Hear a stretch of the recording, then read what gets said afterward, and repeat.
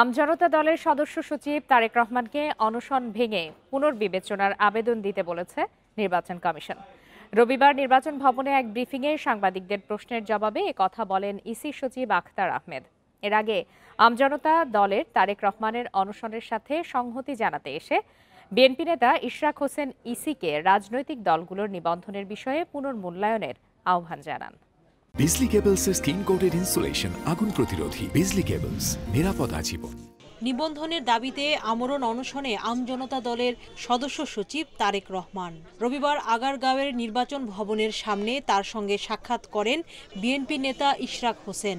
বিষয়টি নিয়ে কথা বলেন ইসি সচিবের সাথে। পরে গণমাধ্যমকে ইশরাক জানান, বৈষম্যের শিকার জুলাই অভ্যুত্থানে সক্রিয় নেতা তারেক।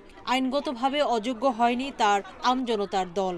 ইসির তদন্ত নিয়ে অভিযোগ করে বিষয়টি খতিয়ে দেখার আহ্বান জানান ইশরাক। যে পর্যায়ে এটা তদন্ত করা হয় সেই কর্মকর্তার ব্যাপারেও কিছু অভিযোগ এসেছে বলে আমরা শুনেছি। তো যেটা আমি বলি 33টা 70টা থাকার কথা উপজেলা অফিস, 33টা পাওয়া গিয়েছে। ওনারা বলছেন যে বাকিগুলোতে তারা ভিজিটই করতে যান না এবং কর্মকর্তার সাথে যোগাযোগ করা হলে তিনি নানা টালবাহানা করেছেন। পরে তারেক রহমানের অনশন নিয়ে ইসি সচিব ও কয়েকজন কমিশনারের সাথে বৈঠক করে আমজনতার দল।